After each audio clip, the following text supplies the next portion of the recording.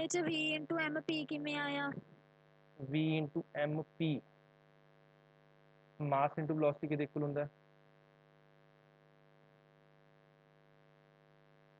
ਆਪਣੇ ਕੋਲ ਮੋਮੈਂਟਮ ਦਾ ਫਾਰਮੂਲਾ ਕੀ ਹੁੰਦਾ? एम भी नहीं ਹੁੰਦਾ ਤਾਂ क्या एम वी ਨੂੰ ਆਪਾਂ p ਨਹੀਂ ਲਿਖ ਸਕਦੇ? ਕੋਈ ਫਰਕ ਹੈਗਾ?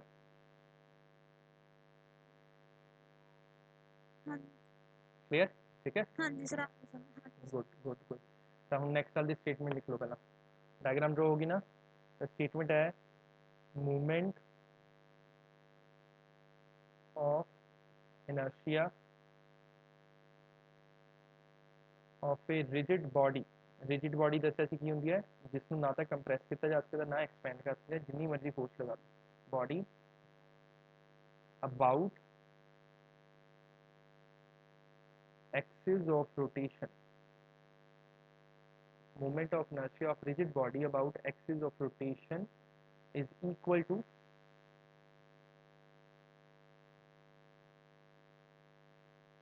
sum of product of masses of all the particles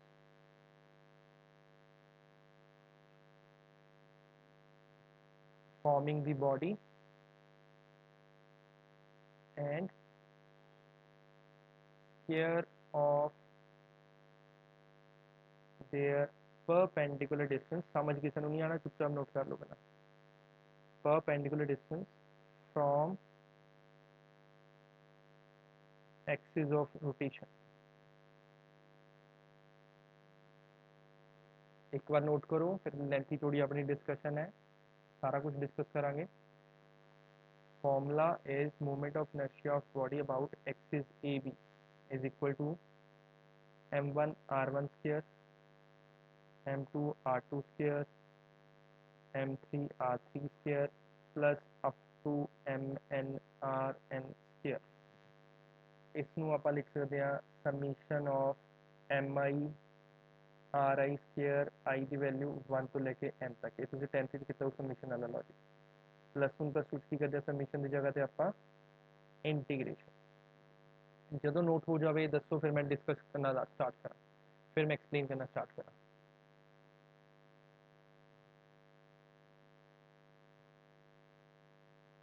sir submission ਦੇ ਸਾਈਨ ਦੇ ਨੀਚੇ ਕੀ ਲਿਖਿਆ?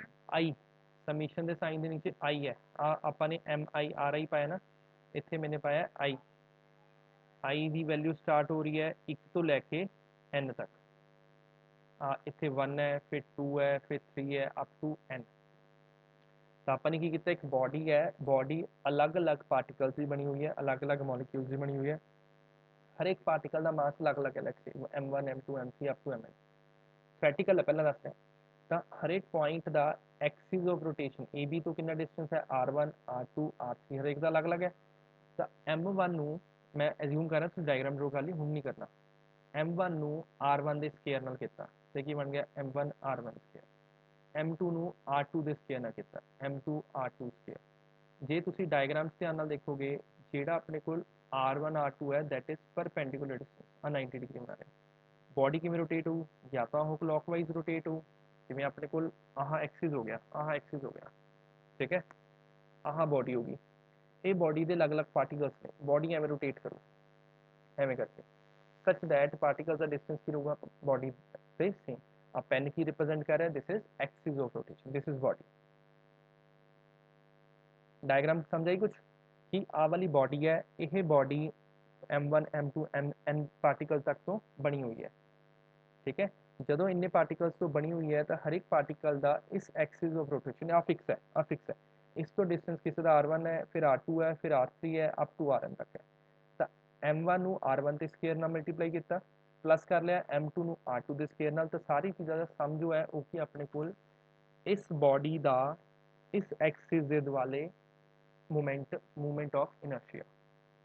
डायग्राम समझ आ गई हूँ सारिਆਂ फॉर्मूला तो डायग्राम समझ आ गई?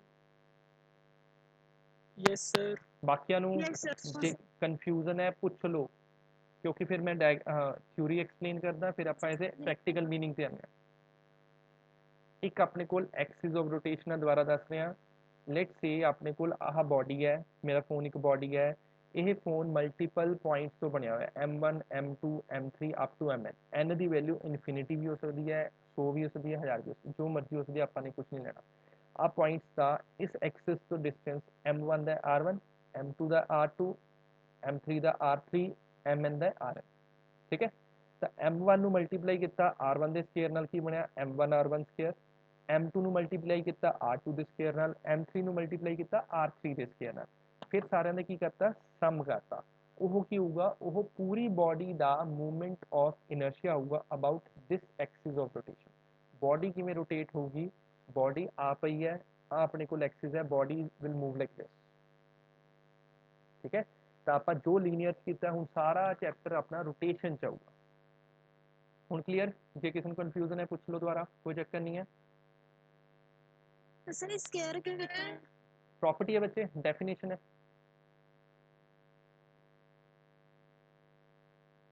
सर सर ਸਮੀਸ਼ਨ ਤੋਂ ਬਾਅਦ ਤੁਸੀਂ ਐਮ ਆਈ ਲਿਖਿਆ, एम आई, हाँ ये अपने को ਐਮ ਆਈ ਆਰ ਤੁਸੀਂ 10th ਚ ਕੀਤਾ ਨਹੀਂ ਹੋਇਆ एम आई आर आई, ਇਹਦਾ ਮਤਲਬ ਉੱਪਰਲਾ ਹੁੰਦਾ ਹੈ। i ਦੀ ਵੈਲਿਊ 1 ਪੁੱਟ ਕਰਾਂਗੇ, ਪਹਿਲੇ ਪਲੱਸ ਕਰ ਦਾਂਗੇ, ਸਮੀਸ਼ਨ ਦਾ ਮਤਲਬ ਪਲੱਸ, ਫਿਰ m ਦੀ m2 r2, ਫਿਰ plus m3 r3, i the value 1 2 3 4 ਪੁੱਟ ਕਰੀ ਚੱਲੋ, ਸਾਰਿਆਂ ਦੇ ਵਿੱਚ ਪਲੱਸ ਪਾਈ ਚੱਲੋ। ਇਹ ਆ ਤੁਸੀਂ 10th ਚ ਕੀਤਾ ਹੋਇਆ ਆਲਰੇਡੀ। ਕਲੀਅਰ ਹੈ, ਹੁਣ ਮੈਂ ਸਟੇਟਮੈਂਟ ਸਮਝਾ ਰਿਹਾ, स्टेटमेंट नाल देख लो। Movement of inertia of rigid body about axis of rotation, clear, about axis of rotation की A B is equal to sum of, ah sum है, ठीक है, सम ऑफ प्रोडक्ट ऑफ, किदा प्रोडक्ट है mass and square of perpendicular distance, sum of product of masses of all the particles forming the system। ਜਿਹੜੇ particle system ਬਣਾ ਰਹੇ ਨੇ ਉਹਦੇ ਸਾਰੇ particles m1 m2 m3 up to mn and ਉਹਨਾਂ ਦੇ square of perpendicular distance and square of perpendicular distance from axis of rotation। ਤਾਂ m1 r1 square plus m2 r2 square plus m3 r3 square plus mn rn square। Clear ਸਾਰਿਆਂ ਨੂੰ। ਸਮੀਸ਼ਨ 10th ਦਾ topic ਹੈ, ਵੈਸੇ ਤਾਂ plus 1 ਦੇ ਵਿੱਚ ਤੁਸੀਂ integration ਕਰੋਗੇ, ਮਤਲਬ ਪਲੱਸ 1 ਨਹੀਂ ਪਲੱਸ 2 ਚ ਕਰੋਗੇ, ਪਲੱਸ 1 ਪਲੱਸ 2 ਚ ਆਪਣੇ ਕੋਲ ਸਮੀਸ਼ਨ ਤੋਂ ਬਾਅਦ ਇੰਟੀਗ੍ਰੇਸ਼ਨ ਆਉਂਦਾ ਹੈ। ਸਮੀਸ਼ਨ ਮੇਰੇ ਹਿਸਾਬ ਨਾਲ ਪਤਾ ਹੋਣਾ ਚਾਹੀਦਾ ਸਾਰਿਆਂ ਨੂੰ। ਕਲੀਅਰ, ਨੋਟ ਤਾਂ ਸਾਰਿਆਂ ਨੇ ਕਰ ਲੈਣਾ। यस क्लियर है ਹੁਣ। जब तक ਇਹਦਾ ਪ੍ਰੈਕਟੀਕਲ ਮਤਲਬ ਨਹੀਂ ਸਮਝੋਗੇ, ਥਿਊਰੀ ਥਿਊਰੀ ਸਮਝੋ ਹਾਲੇ, ਸਿਰਫ ਪ੍ਰੈਕਟੀਕਲੀ ਮੈंने ਕੁਝ ਨਹੀਂ ਦੱਸਿਆ। ਹੁਣ ਆਪਾਂ ਡਿਸਕਸ ਕਰਾਂਗੇ।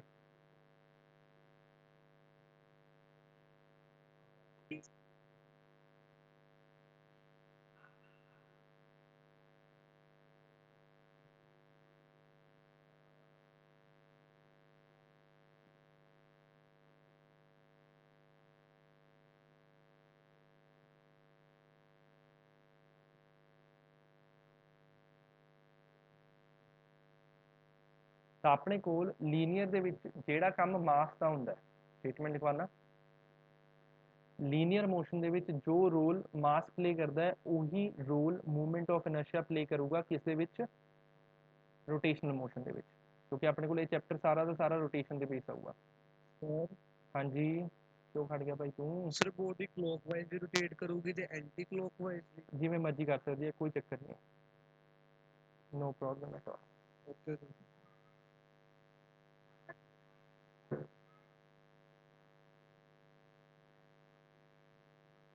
सर रिजिड बॉडी ਤੇ ਪੋਸੀਬਲ ਹੈ ਮੂਵਮੈਂਟ ਆਫ ਇਨਰਸ਼ੀਆ? ਯੈਸ, ਆਪਾਂ ਐਜ਼ਿਊਮ ਕਰਦੇ ਹਾਂ ਕਿ ਆਪਣੇ ਕੋਲ ਜਿਹੜੀ ਬੋਡੀ ਹੈ ਦੈਟ ਇਜ਼ ਰਿਜਿਡ, ਮਤਲਬ ਉਸ ਨੂੰ ਆਪਾਂ ਸ਼ੇਪ ਵਗੈਰਾ ਚੇਂਜ ਨਹੀਂ ਹੋਊਗੀ ਜੇ ਬੋਡੀ ਗਿਰ ਗੁਰ ਗਈ। ਤਾਂ ਆਪਣੇ ਕੋਲ ਮੂਵਮੈਂਟ ਆਫ ਇਨਰਸ਼ੀਆ ਦਾ ਜਨਰਲਾਈਜ਼ ਫਾਰਮੂਲਾ ਲਿਖਾਂਗੇ mr ਸਕੁਅਰ, यूनिट्स ਇਹਦੇ ਆ ਜਾਣਗੇ ਆਪਣੇ ਕੋਲ, ਮਾਸ ਦੇ ਹੁੰਦੇ kg ਤੇ r ਸਕੁਅਰ ਦੇ ਹੋ ਜਾਣਗੇ ਮੀਟਰ ਸਕੁਅਰ। ਦੂਸਰੀ ਚੀਜ਼, ਨਾ ਤਾਂ ਸਕੇਲਰ ਕੁਆਂਟੀਟੀ ਹੈ ਨਾ ਵੈਕਟਰ ਕੁਆਂਟੀਟੀ ਹੈ, ਜਿਹੜੀ ਕੁਆਂਟੀਟੀ ਨਾ ਸਕੇਲਰ ਹੋਵੇ ਨਾ ਹੀ ਵੈਕਟਰ ਹੋਵੇ ਉਸ ਕੁਆਂਟੀਟੀ ਨੂੰ ਕੀ ਕਹਿੰਦੇ ਆਪਾਂ, ਕੀ ਤੇ ਨਾਮ ਹੁੰਦਾ ਹੈ ਕਿਸੇ ਨੂੰ ਯਾਦ? ਜਿਹੜੀ ਫਿਜ਼ੀਕਲ ਕੁਆਂਟੀਟੀ ਨਾ ਤਾਂ ਸਕੇਲਰ ਹੋਵੇ ਨਾ ਹੀ ਉਹ ਵੈਕਟਰ ਹੋਵੇ ਉਸ ਨੂੰ ਕਹਿੰਦੇ ਆਪਾਂ सर ਟੈਂਸਰ ਕੁਆਂਟੀਟੀ। ਬਿਲਕੁਲ ਸਹੀ ਹੈ, ਉਸ ਨੂੰ ਆਪਾਂ ਕਹਿੰਦੇ ਆ ਟੈਂਸਰ ਕੁਆਂਟੀਟੀ। ਤਾਂ ਜੋ movement of inertia that is tensor quantity. ਠੀਕ ਹੈ, ਹੁਣ ਇਸ 'ਚ ਆਪਾਂ ਪੁਆਇੰਟ ਬਣਾ ਕੇ ਲਿਖਣਾ ਹੈ। ਪਹਿਲੀ ਗੱਲ ਤਾਂ ਇਸ ਨੂੰ ਲਿਖਦੇ ਹਾਂ ਆਪਾਂ ਇਨਰਸ਼ੀਆ ਆਫ, ਸਮਝਿਆ ਹੋਇਆ ਧਿਆਨ ਨਾਲ ਦੇਖੋ, ਇਨਰਸ਼ੀਆ ਆਫ ਰੈਸਟ ਕੱਲ ਡਿਸਕਸ ਕੀਤਾ ਸੀ, ਕੱਲ ਦੁਬਾਰਾ ਕੀਤਾ ਸੀਗਾ। ਮੋਸ਼ਨ ਡਿਸਕਸ ਕੀਤਾ ਸੀ। ਇੱਕ ਇਨਰਸ਼ੀਆ ਆਫ ਰੋਟੇਸ਼ਨ ਹੁੰਦਾ, ਦੱਸਿਆ ਸੀ ਪਹਿਲਾਂ ਵੀ। ਤਾਂ ਇਨਰਸ਼ੀਆ ਆਫ ਰੋਟੇਸ਼ਨ ਨੂੰ ਹੀ ਆਪਾਂ ਲਿਖਦੇ ਹੁੰਦੇ ਆ ਮੂਵਮੈਂਟ ਆਫ ਇਨਰਸ਼ੀਆ। ਤਾਂ ਇਸ ਨੂੰ ਕੀ ਲਿਖ ਸਕਦੇ, ਦਿਸ ਇਜ਼ ਆਲਸੋ ਕਾਲਡ, ਹਾਂਜੀ ਇਨਰਸ਼ੀਆ ਆਫ ਡਾਇਰੈਕਸ਼ਨ ਵੀ ਕੀਤਾ ਸੀ। ਇਨਰਸ਼ੀਆ ਆਫ ਡਾਇਰੈਕਸ਼ਨ ਵੀ ਕੀਤਾ ਸੀ। ਕੱਲ ਆਪਾਂ ਰੋਟੇਸ਼ਨ ਬਾਰੇ ਡਿਸਕਸ ਕੀਤਾ ਸੀਗਾ। ਰੈਸਟ, ਮੋਸ਼ਨ ਤੇ ਡਾਇਰੈਕਸ਼ਨ ਫੋਰਸ ਵਾਲੇ ਚੈਪਟਰ 'ਚ ਕੀਤਾ ਹੋਇਆ। ਕੱਲ ਆ ਵਾਲੀ ਚੀਜ਼ ਬਾਰੇ ਡਿਸਕਸ ਕੀਤਾ ਸੀਗਾ। ਤਾਂ ਆਪਾਂ ਇਸ ਨੂੰ ਆਪਾਂ ਇੱਕ ਲਿਖ ਸਕਦੇ ਹਾਂ, ਇਨਰਸ਼ੀਆ ਆਫ, ਨਾਲਾ ਨੋਟ ਕਰ ਲਓ, ਇਨਰਸ਼ੀਆ ਆਫ ਰੋਟੇਟਿੰਗ ਬੋਡੀ, ਜਿਹੜੀ ਬੋਡੀ ਰੋਟੇਟ ਕਰ ਰਹੀ ਹੈ। Rotating body is called movement of inertia. ठीक है, इनर्शिया ऑफ रोटेटिंग बॉडी ਨੂੰ ਕੀ ਕਹਿੰਦੇ ਨੇ ਆਪਾਂ, मूवमेंट ऑफ इनर्शिया। दूसरी चीज, ਜਿਹੜਾ ਰੋਲ ਮਾਸ प्ले करता है लीनियर मोशन ਦੇ ਵਿੱਚ, स्टेटमेंट लिख लो, फॉर्मूले तो क्लियर होगा। लीनियर मोशन 'ਚ जो रोल प्ले ਕੀਤਾ ਜਾਂਦਾ ਹੈ ਮਾਸ ਦੇ ਦੁਆਰਾ, रोटेशनल मोशन 'ਚ ਉਹ रोल प्ले ਕਰੂਗਾ movement of inertia. Rotational motion ਦੇ ਵਿੱਚ वो रोल प्ले करूंगा मूवमेंट ऑफ इनर्शिया। स्टेटमेंट लिखवा देना मैं। अनमोल बार बार लीव क्यों हो रहे बच्चे ग्रुप, ऐसा हुआ, it place the same rule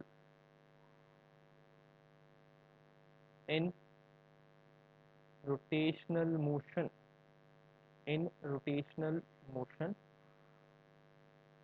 as is played by mass in linear motion। Simple. ਤਾਂ ਜੋ ਰੋਲ ਲੀਨੀਅਰ ਮੋਸ਼ਨ ਦੇ ਵਿੱਚ ਮਾਸ ਪਲੇ ਕਰੂਗਾ ਉਹੀ ਰੋਲ ਮੂਵਮੈਂਟ ਆਫ ਇਨਰਸ਼ੀਆ ਪਲੇ ਕਰੂਗਾ ਰੋਟੇਸ਼ਨਲ ਮੋਸ਼ਨ ਦੇ ਵਿੱਚ। ਸਟੇਟਮੈਂਟ ਲਿਖ ਲਓ, ਕੋਈ ਨਹੀਂ ਮੈਂ ਐਕਸਪਲੇਨ ਕਰ ਰਿਹਾ, ਬਿਨਾ ਫਾਰਮੂਲੇ ਤੋਂ ਤੁਹਾਨੂੰ ਸਮਝ ਨਹੀਂ ਆ ਸਕਦਾ।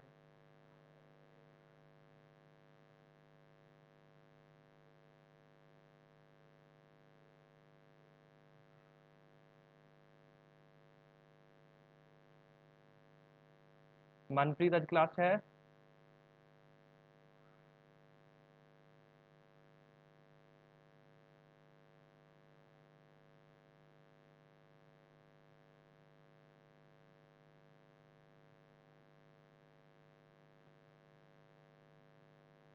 नोट हो गया सारे का?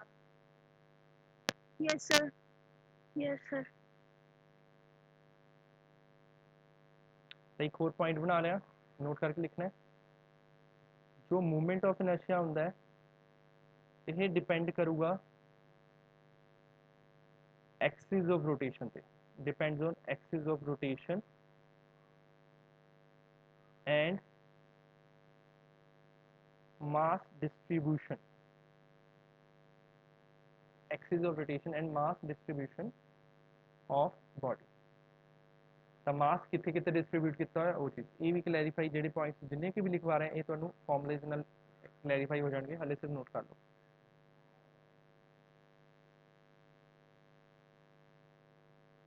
नेक्स्ट हेडिंग है अपने को रेडियस ऑफ जाइरेशन।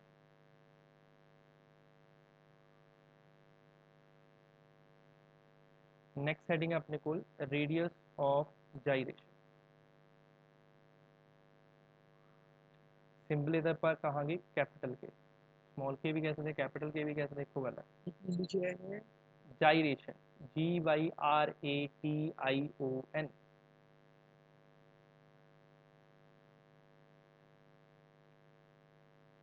तो मीनिंग समझना है, तो पहला मीनिंग समझ लो। लेट्स से अपने को एक रैंडम बॉडी है टेढ़ी मेढ़ी, हाँ जी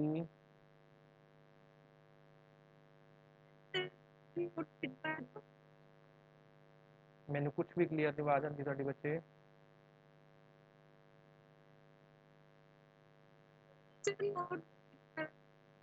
नोट नहीं किया सर नोट जो तुसी लिखिया गुरलीन ਤੁਹਾਡੀ आवाज कट जाती है बच्चे बच्चे। अरुण तुसी की कह रहे थे सर? रेडियस ऑफ तो बात की लिखा है, जाइरेशन काका जी, जाइरेशन जी तो नाम है, जाइरेशन ਹੁਣ दिख रहा है अपने कोल इतने देख लो एक अपने को रैंडम बॉडी है, तो इस बॉडी का ध्यान ना समझियो, ਜਿਹੜਾ सेंटर ऑफ मास होगा, ठीक है, उसका ए बी एक्सिस तो जो डिस्टेंस होगा उसनों ਆਪਾਂ ਕੀ ਕਹਾਂਗੇ, रेडियस ऑफ जाइरेशन। सही कि ਹੁੰਦਾ ਆਪਣੇ ਕੋਲ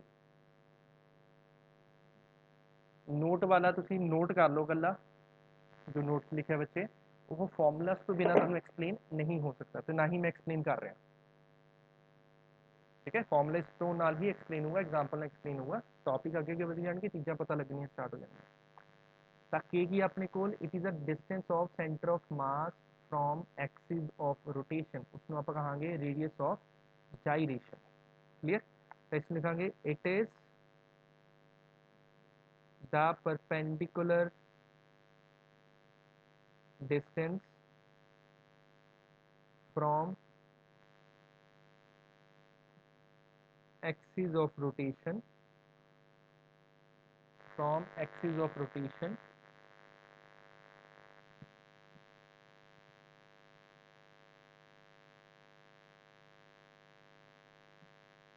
of the point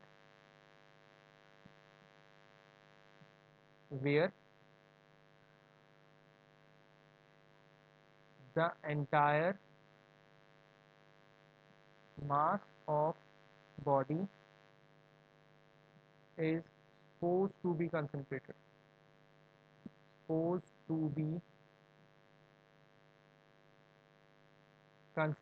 मतलब centre of mass, centre of mass.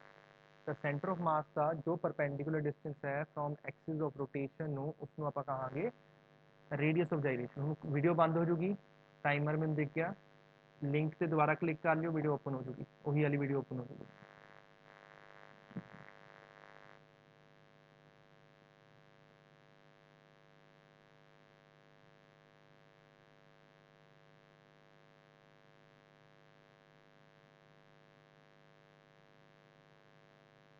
Note हो गया है?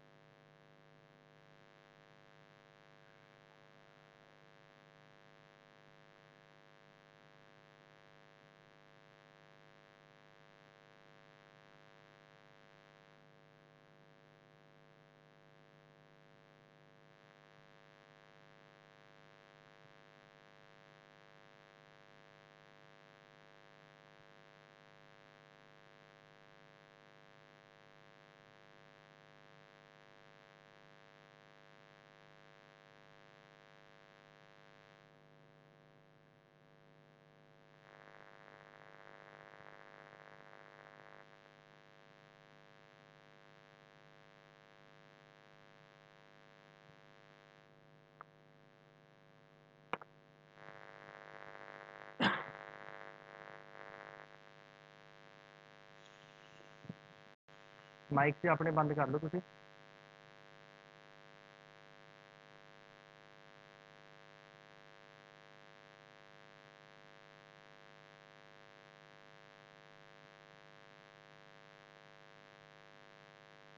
स्टेटमेंट नोट होगी सारे दी? So yes. तो उन्हें तो मैथमेटिकल पार्ट है, वो देख लो।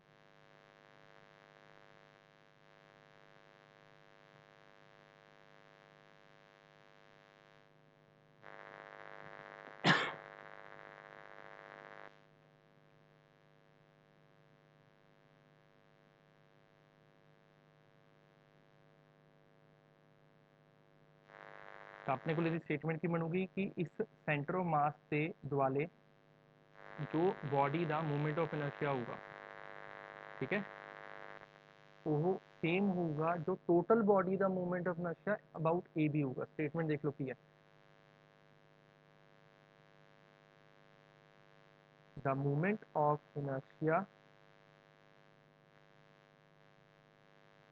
ऑफ दिस पॉइंट, जो सेंटर ऑफ मास है, about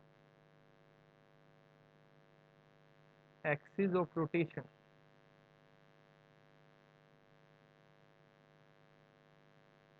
is equal to moment of inertia of entire body of entire body about same axis of rotation, about same axis of rotation. तो the moment of inertia किधर equal होगा? बच्चे अद्धे गायब कितने हो गए? मैं कहता कैसे क्लास खत्म ना ले? ਤਾਂ ਜਿੰਨਾ ਮੂਵਮੈਂਟ ਆਫ ਇਨਰਸ਼ੀਆ ਇਸ ਪਾਰਟਿਕੂਲਰ ਸੈਂਟਰ ਆਫ ਮਾਸ ਦਾ ਏ ਬੀ ਐਕਸਿਸ ਦੇ ਦੁਆਲੇ ਹੋਊਗਾ ਉਹ ਕਿਹਦੇ ਇਕੁਅਲ ਹੋਊਗਾ? Movement of inertia total body about same axis. ਠੀਕ ਹੈ, ਤਾਂ ਆਪਣੇ ਕੋਲ ਇਹਦਾ ਮੈਥਮੈਟੀਕਲ ਪਾਰਟ ਆਊਗਾ ਫਿਰ। ਤਾਂ ਆਪਣੇ ਕੋਲ ਬਾਈ ਡੈਫੀਨੇਸ਼ਨ आई के देख लो बन जू m1 r1 square m2 r2 square m3 r3 square up to mn rn square. ठीक है, बट इसमें के देख लिख सकते हैं capital M K square. Capital M क्यों लूँ? Total mass of body. एक ही है radius of centre of mass या distance of centre of mass from axis of rotation. Statement clear सारे नु? कैपिटल M की है total mass of the body, K की है रेडियस ऑफ जाइरेशन, किदे इक्वल है? जिन्ना मूवमेंट ऑफ इनर्शिया इस सेंटर ऑफ मास का सेम एक्सिस वाले होगा उन्ना ही मूवमेंट ऑफ इनर्शिया सारे सिस्टम का अबाउट सेम एक्सिस होगा। तो दोनों वैल्यूज को की करता अपने इक्वेट करता। ठीक है, मेंशन करता capital M is total mass of the body, K is radius of gyration. Next steps की करांगे अपन? लेट सारे पार्टिकल जिन्हें लेते हैं सारे इक्वल मास से लेते हैं। m1 is equal to m2 is equal to mn is equal to m। ठीक है, एंड n की है total number of particles and n की हो total number of particles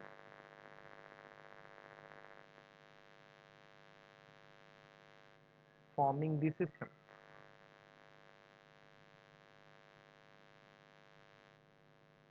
note कर लिया तक सारे ने?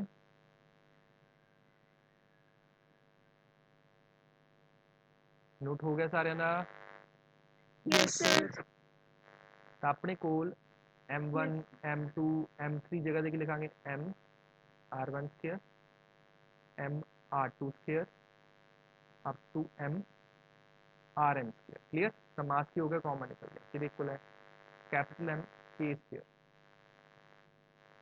ਹੁਣ ਆਪਾਂ ਇਸ ਨੂੰ ਐਵੇਂ ਲਿਖ ਸਕਦੇ ਹਾਂ, ਧਿਆਨ ਨਾਲ ਦੇਖਿਓ ਉੱਪਰ ਲਿਖ ਰਿਹਾ ਮੈਂ किन्ने पार्टिकल्स ने सिस्टम ਦੇ ਵਿੱਚ n पार्टिकल्स, हर एक पार्टिकल का मास कितना है स्मॉल m। तो टोटल कितना हो गया कैपिटल M। इसमें हमें समझो 10 kg की बॉडी है, 10 पार्टिकल्स ने हर एक का मास कितना 1 kg। ठीक है, तो आप 10 kg की बॉडी ਨੂੰ ਜੇ ਦੇਖਣਾ ਹੈ ਤਾਂ ਕਿਵੇਂ ਦੇਖ ਸਕਦੇ ਆਪਾਂ कि 10 पार्ट्स का बनया हुआ है, हर एक पार्ट का मास कितना है 1 kg। तो की हो जो total mass of the body. Similarly capital M की है total mass of the body, small m की है mass of one particle, small m की है नंबर ऑफ पार्टिकल। तो अपने को m कॉमन आ जाऊ, ए बन जू r1 square r2 square up to rn square के देख लो कैपिटल M की लिख सकते हैं आप आवली terms that is m into small m into k square. Sir समझ नहीं आया सर, घट आ रही आ। बाकियों आवाज सही आ रही है? किसे सिख नू फर्क पै रहा है कि बाकियों में फर्क पै रहा है बच्चे? सही है सर, ठीक है सर। ਤੁਸੀਂ ਗगन ਤੁਸੀਂ ਬੱਚੇ ਈਅਰਫੋਨ ਵਗੈਰਾ ਯੂਜ਼ ਕਰ ਲਿਆ ਕਰੋ, ਜੇ ਕੁਝ ਹੁੰਦਾ ਹੈਗਾ ਉਸ ਕਲੀਅਰ ਹੋ ਜਾਂਦਾ ਹੈਗਾ। ਕਈ ਵਾਰ ਆਪਣੇ ਕੋਲ ਮੋਬਾਈਲਸ ਵਗੈਰਾ ਦੇ ਵੋਲਿਊਮ ਵੀ ਸਲੋ ਹੁੰਦੀ ਹੈ, ਨਹੀਂ ਪਤਾ ਲੱਗਦਾ ਹੁੰਦਾ, specially for the teaching purpose. ਜੇ ਆਪਾਂ ਨੇ ਪੜ੍ਹਨਾ ਹੁੰਦਾ ਦੁਬਾਰਾ ਦੇਖ ਲਓ ਕਿ ਆਪਣੇ ਕੋਲ ਲੈਟਸ ਸੇ ਆਪਣੇ ਕੋਲ 10 kg ਦੀ ਬੋਡੀ ਹੈ, ਉਹਦੇ 'ਚ 10 ਪਾਰਟਸ ਨੇ ਐਂਡ ਹਰ ਇੱਕ ਪਾਰਟ ਦਾ ਮਾਸ ਕਿੰਨਾ 1 kg। ਤਾਂ ਇਸ ਨੂੰ ਐ ਲਿਖ ਸਕਦੇ ਹਾਂ, ਤਾਂ 10 kg ਨੂੰ ਆਪਾਂ ਲਿਖ ਸਕਦੇ ਹਾਂ ਕੈਪੀਟਲ M, 10 ਪਾਰਟਸ ਕੀ ਹੈ n ਤੇ ਹਰ ਇੱਕ ਪਾਰਟ ਦਾ ਮਾਸ ਕਿੰਨਾ ਹੈ m। ਤਾਂ ਆਪਾਂ ਕੈਪੀਟਲ M ਨੂੰ ਲਿਖ ਸਕਦੇ ਹਾਂ n ਇੰਟੂ m ਜਾਂ m ਇੰਟੂ n, ਇੱਕੋ ਗੱਲ ਅੱਗੇ ਪਿੱਛੇ ਮਲਟੀਪਲਾਈ ਕਰ ਲਓ। ਤਾਂ ਆਪਾਂ ਨੇ ਇਸ ਪਾਰਟੀਕੂਲਰ ਟਰਮ ਨੂੰ कैपिटल एम पुट किया तो स्मॉल एम ना कैंसिल हो गया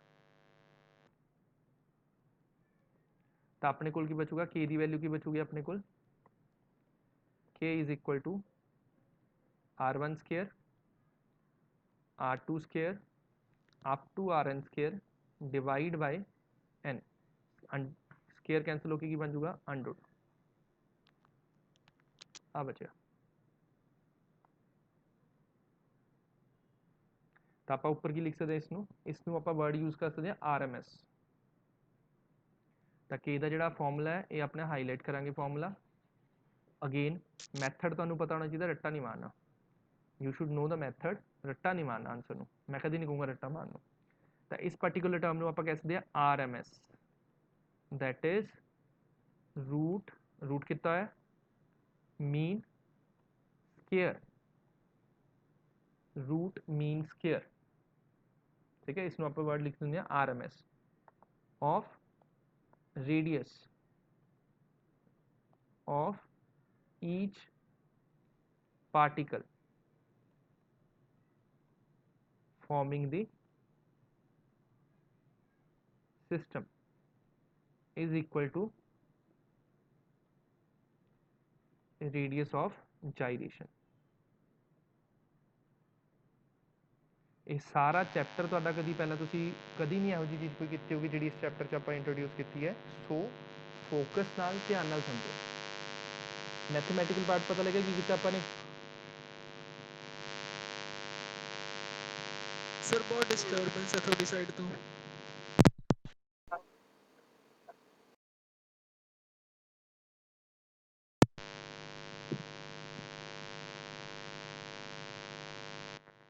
ਜੇ ਤੁਹਾਡਾ ਸਪੀਕਰ ਆਨ ਹੁੰਦਾ ਕੋਈ ਬੀਪ ਸਾਊਂਡ ਆਉਂਦੀ ਹੈ ਸੋ ਜਿਵੇਂ ਕੋਈ ਫੋਲਟ ਹੁੰਦਾ ਮੈਂ ਤਾਂ ਭਰਾਵਾ ਈਅਰਫੋਨ ਲਗਾਏ ਹੋਏ ਨੇ ਜਿਸ ਤੋਂ ਵੌਇਸ ਆਉਂਦੀ ਹੈ ਹੁਣ ਨੋਇਸ ਦਾ ਦੇਖ ਕੇ ਕੀ ਕਰ ਸਕਦੇ ਹਾਂ ਕੱਲ ਕੋਈ ਹੋਰ ਈਅਰਫੋਨ ਯੂਜ਼ ਕਰਕੇ ਦੇਖਾਂਗੇ ਹੋਰ ਤਾਂ ਕੀ ਕਰਾਂਗੇ ਆਪਾਂ ਹੁਣ ਨਹੀਂ ਆ ਰਹੀ ਸਰ ਉਹੀ ਹੈ ਪੋਰਟ ਕਈ ਵਾਰ ਟੱਚ ਹੋ ਜਾਂਦਾ ਉੱਪਰ ਨੀਚੇ ਫਿਰ ਆਵਾਜ਼ ਆਉਣ ਲੱਗ ਜਾਂਦੀ ਹੈ ਹਾਰਡਵੇਅਰ ਪ੍ਰੋਬਲਮ